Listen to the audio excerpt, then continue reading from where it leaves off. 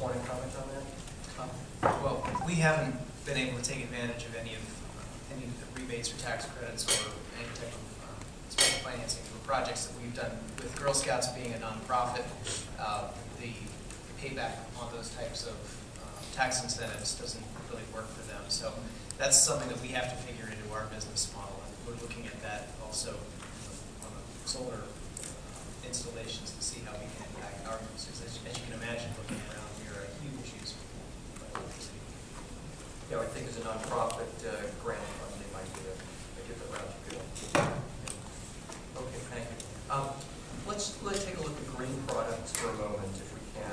Cleaning products, building materials, even if someone's doing a small renovation in their business, integrated pest management, whether it's for indoor or outdoor. And many of you need to deal with any of these things at your facility, and what can you share with others that might be looking to tackle similar issues? Well, cleaning products are a constant challenge, as I'm sure you would agree. And to be totally honest, I haven't found anything that's real effective in the commercial environment. I try things all the time, but I'm still using pretty much the commercial stuff that Doug's and Palmolive of the world for cleaning. I just try to be conscious about recycling in that respect, but actual cleaning products, I've yet to find anything that really works effectively for us. So when we find something, we'll definitely use it. At one point, we were using the Deidra-Imus product, and the name escapes me. We started using those in the guest rooms for bathroom cleaning. They weren't all that effective, but we do try to incorporate other products into our cleaning that doesn't necessitate sanitizing, like parsley-based, which smells really good in the conference rooms when you spray it to clean the tables. That's one of the products that we use. And again, the cleaning products, I think, are one of our biggest struggles in finding something that's effective. Yeah. Well, hopefully that's an area where we will soon see some more continued improvements in the products, so we can get the quality that we're looking for. I'd like to open it up to some questions from the audience. So if there are microphones on the tables, I'm not sure if you need to turn the button on or not, but feel free to grab one of those if anyone has a question. Yeah, Mark, you first.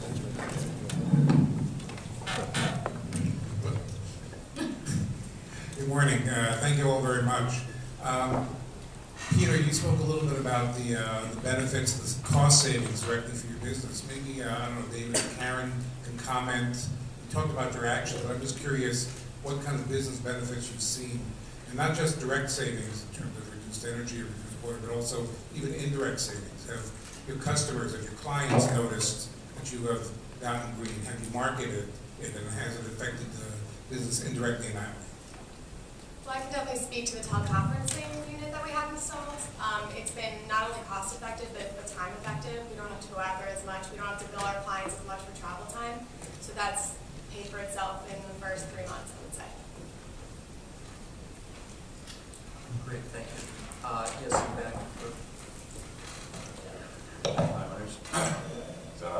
My name's Michael Gilbert.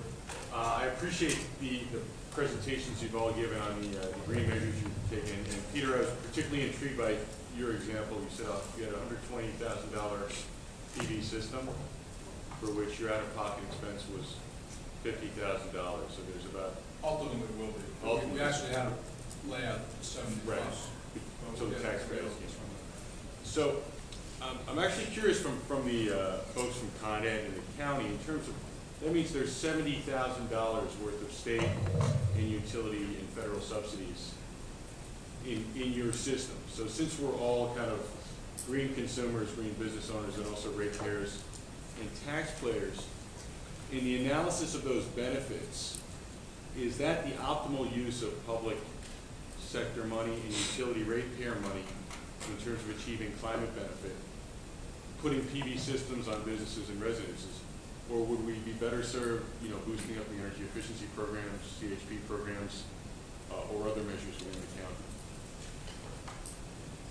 Well, they know more about it than I do, but I just wanted to say that we gave that a lot of thought, and I think a lot depends on the building you're talking about.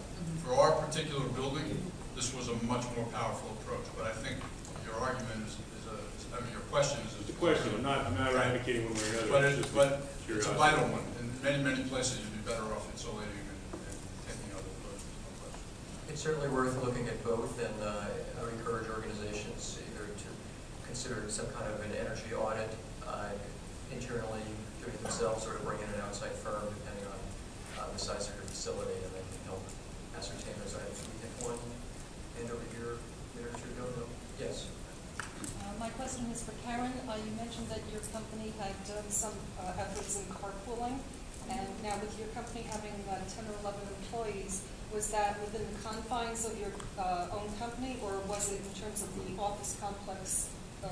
Well, we did it in a couple of ways. When we first tried to push the carpooling to work, which became very difficult because people's hours are different. People are commuting from Rockland, Lower Westchester, Manhattan. We really started pushing it in the travel arena, so really having people go to meetings together, renting cars together as opposed to going at different times, coupling meetings together, so when we know we're visiting one client, maybe visiting a prospect there at the same time rather than going a week later. So having them carpooling during travel was much more effective. Another question? Did you have a follow-up? Actually, I have a question for Peter. When you mentioned about, ordering the bags in quantity and wanting to get, the volume discount, but that had to be balanced with, the longevity of the, product's length. Would it be possible for you to perhaps have a partnering in terms of placing an order for bags with a perhaps another bakery or something close in terms of a co-opetition kind of thing, where you could just join forces on ordering one supply of bags and divvying it up between the two businesses, so you'd for half the life cycle, so to speak? The only barrier there is that we have them printed, they're custom printed, so I don't know that anybody else would want our info on there. Usually when they print them, they want to just do one printing, because a lot of the cost involved in changing the price. I can answer that though. In the world that I live in, there's a lot of cooperative buying, and there's a lot of organizations that, if you're a member, and you actually might qualify for bcorporation.net, that there are, it's basically, cooperative buying. So you gain access to discounts you wouldn't otherwise have for key goods and product groups. That's why I've seen it work. And certainly the concept of cooperative buying could apply to things that are not brand